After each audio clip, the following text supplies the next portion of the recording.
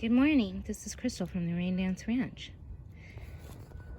We've had some frosts, and I just got done watching Jerry from All Purpose Mom channel talking about all of the frost damage that she sustained after she spent a lot of effort trying to create frost protection for all of her plants. And she seemed pretty upset, and I really feel for her. And I can see how that could be so upsetting, because usually you can cover things up and they will be protected. But I think we need to learn some better techniques for us gardeners. And one of my ideas, it wouldn't work. Well, my idea for my garden is to create a shade structure above my bin area, which is going to be, this is just like, I don't know, a quarter. I plan on having a row of 6, and then 2 more rows of 6 here. And I have everything for 6 more bins, and I just need to get them set up. And I still need to purchase more bins for these back bins over here that I have planned. That's either here nor there though, but this whole area is like my main garden area, and it's going to be all bins, and I wanted to create a shade structure. In the summertime I would use that aluminate over here, and in the wintertime I was thinking that structure could be useful for putting up frost cover. However, Jerry did that with her garden. She has some arches, some arch structures that she covered with blankets and sheets, or blankets and sheets. And it really didn't protect her stuff very well.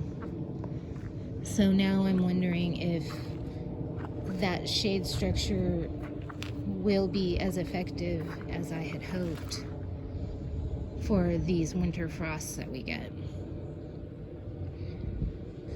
So the other solution is to just accept the fact that come December, January, the end of December and sometime in January, that you're going to lose some plants like everywhere else in the world. They just have to accept that frosts come. You know, in Michigan, everything starts shutting down after October, right? And even maybe starting in October. And we just have to maybe accept that.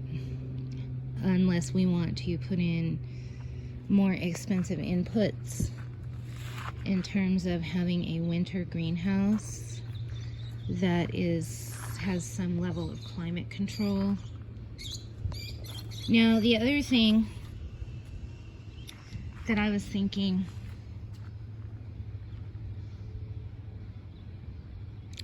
is, okay, my neighbor, he knows he knows somebody that has a greenhouse, and they have heaters, and he's storing, whoever this person is, that he knows, somebody in his family, they have like a greenhouse, and he has like a half an acre yard, and people in his family, like, that's why I've gotten so much free stuff from him. People in his family are like, can you keep this? Well, that person that owns a greenhouse has like 6 heaters that he's storing at my neighbor's house, and I guess he's just not using them. He doesn't want to get rid of them, but just needed to get them out of the way, I guess, and is storing them at my friend Jay's house, my neighbor Jay. And that would be the other answer. You could build, so if I built my shade structure all around what will eventually be filled in with 24 of these bins, all raised up like this, Then I could build a shade structure that's maybe at least 10 feet high, maybe 9 feet high at the lowest. I don't know, maybe it doesn't even 8 feet, doesn't really matter, whatever the height of it is. I could certainly still have a winter shade cloth of some sort that will still allow some sun in during the day, but then provide a bit of protection from the cold. And then I could put in those heaters throughout. Then you run into, how many heaters are you going to need? Will like 2 heaters in the middle suffice? Or do you need like 2 just on the outer side, on each side, and then 1 in the middle? So you would need like, to even, you know, and then you still may lose some stuff, but that might actually work. So you need 2, 4, 6, 8, like 9 heaters. And then how much is the fuel for that? And so I'm not real crazy about that solution. However, if you did have a really small garden like what I have, let's say you had 12 bins like this, you could put a space heater, or a, you know, like a outdoor patio, just, you could have 1, 2, 3, 4 heaters just on the outside, and that might, and you also have a cover, and that might be enough. And so I think for small applications that would be good. Now if you did have the shade structure sort of contained with maybe plastic that could be moved off during the day, again, I've seen these systems. And some, like Garden Answer has like an automatic system that she has, where the bottom of her greenhouse, the plastic rolls up during the day and then rolls down at night, so that it doesn't overheat in the winter. And then they have an actual heater in there to keep it temperature controlled. So that, you know, but the thing is we're trying to figure out how to protect our plants without having to incur a high cost and depend on high technology, or depend on something that may not be available to us in the future. That's kind of one of my focuses. So here's my recommendation. And this is what I want to try next year. I may even try it now, but I'm just not really ready. What I want to do is next year, hopefully I will have, maybe it might require a change in arrangement, but I want to put pieces of metal dotted around. I have a big piece of sheet metal that I could probably do 4 of these with. And then I want to do, I don't know what it's called. I'm sorry, I didn't really plan for this video. There's a certain type of heat that this is called. You create radiant heat with sheet metal. And you just put a candle underneath it. So you could come out around 11 o'clock at night, midnight, and you put a candle underneath a piece of sheet metal. And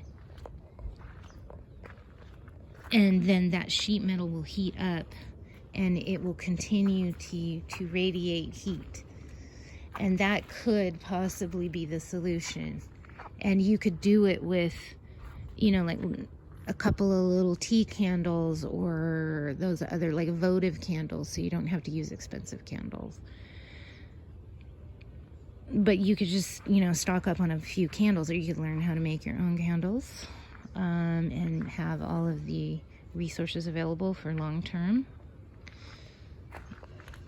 in case candles aren't readily available. But that would be a good solution for like off-grid, or people that don't have a lot of money, don't want to mess with those heaters that you have to put fuel in. I don't even know what kind of fuel they take. I've never had to use one. But I'm talking about those heaters that you would see like at a restaurant out on the patio, and a lot of people have them in their backyards too. And they're not ridiculously expensive. I've seen them for like $100 or something. I mean, maybe today it's hard to get one for less than $200. I don't know what the prices are. I mean, it's doable for some people, but that's certainly not doable for me. And again, I could see maybe having one.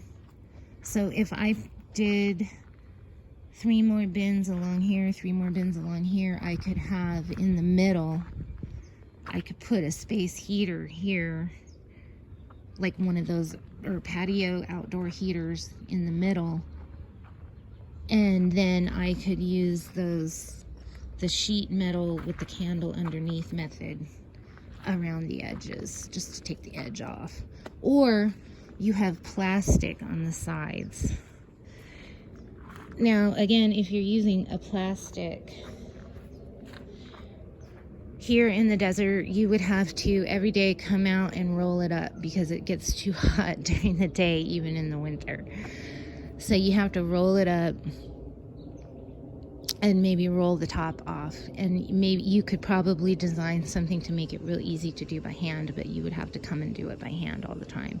And there are systems for making the opening up a greenhouse automatically, like every day. But again, you're going to be dependent on electricity.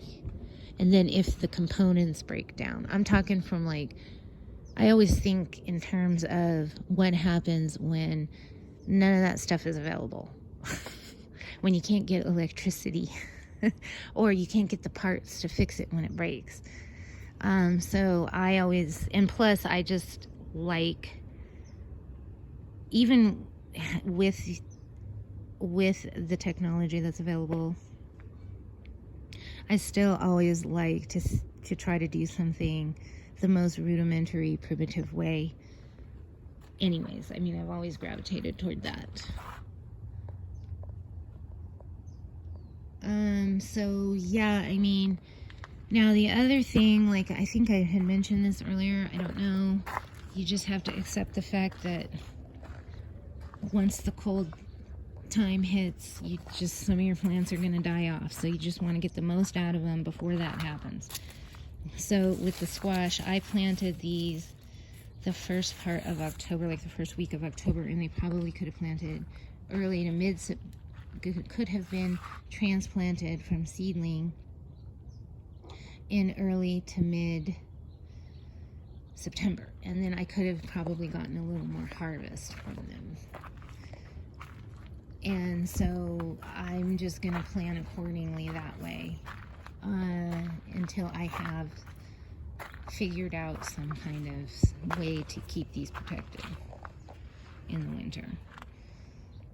So, but I mean, really the only way to grow plants during any season to where they are particularly sensitive is to have a climate controlled greenhouse. And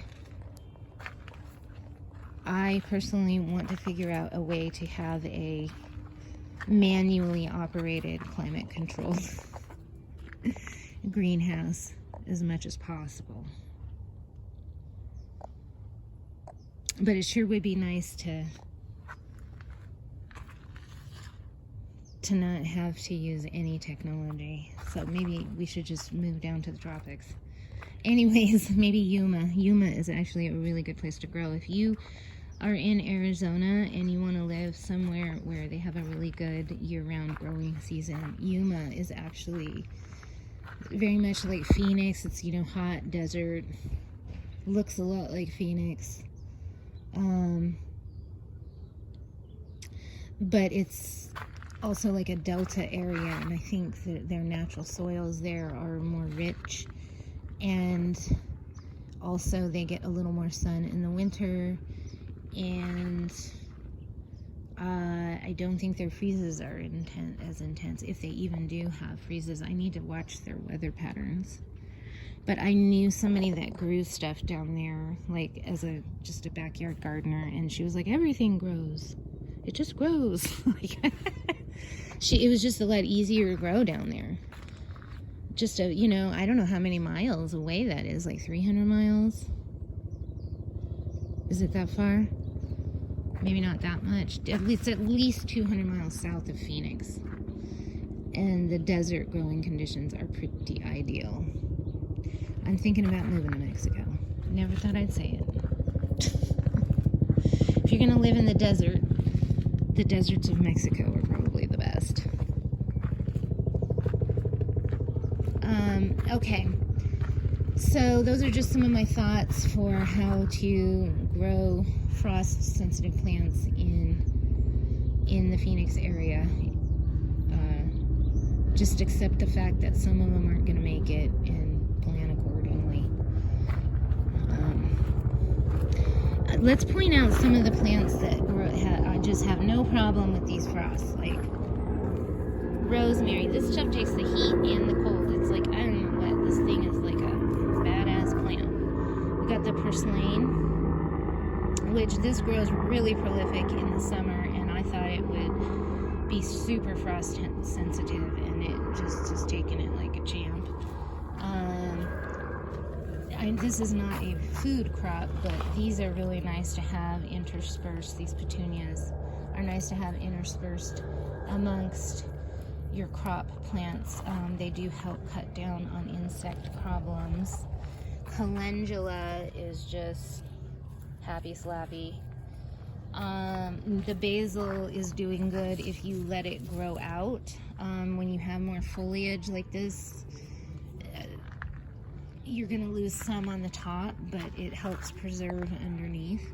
Whereas like this was basil that I cut back, and yeah, it's not looking good. So basil is worth growing in the winter as far as I'm concerned here in Phoenix. Also, these peas seem to be doing pretty good. Now these, again, they're a little on the protected side, but my parsley is just really happy. And there's some more parsley. Of course, broccoli didn't even flinch. Surprisingly, peppers holding up pretty good. I need to harvest those and do something with that, because I understand those are perennials, and so I'm hoping that I can give it whatever it needs and get it to come back in the summer and get continue to get harvests off of those. That's a serrano, by the way. The parsley, again, is just, this is in the crappiest soil possible. This parsley would probably look a lot better had I put it in some good soil. But yeah, in terms of like food crop type things, those would be good focus. I love broccoli, so I am thinking next year I want to plant broccoli all along the front, or do like a broccoli kind of maybe in the middle, and then surround it by parsley and petunias. I mean, how pretty would that look all along the front? If I had 4 more of these, and they had the broccoli in the middle of each one of these, and then I got petunias and parsley kind of hanging down the side.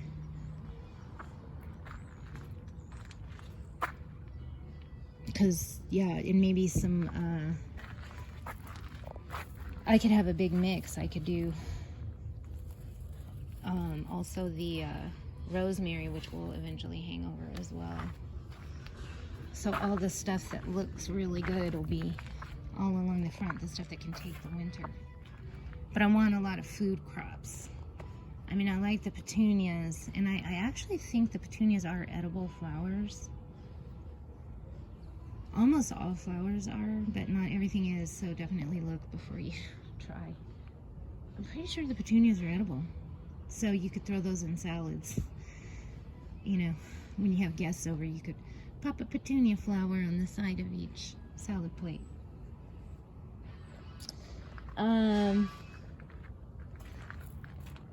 So yeah, I'm really glad that I have kind of only been experimenting in these small areas. So next year I don't know how far I'm going to be able to get, but I will at least I have the bins and everything ready to go. I just need to put them all together, and I need to get the soil. And I'm going to have 2 more rows of 3 bins over here.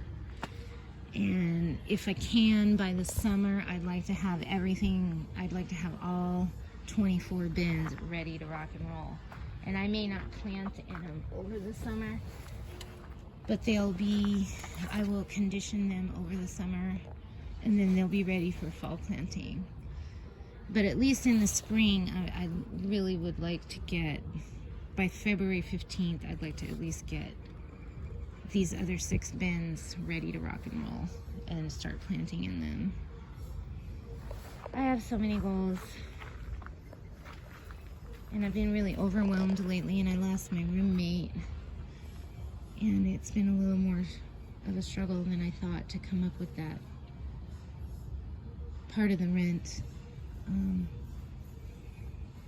So it's just been difficult to get things done as a single person who makes minimum wage. You know, time is money, money is time, time is progress. And if you don't have the time to make the progress, it's just the way it is. And I'm feeling a sense of urgency now that I didn't have several years ago, which I need to. I've been getting right with God, so they say, over the last couple months, and I'm just going to continue on doing as much as I can every day, and trusting God at this point. Alright, this is Crystal from the Rain Dance Ranch. When it rains, go out and dance.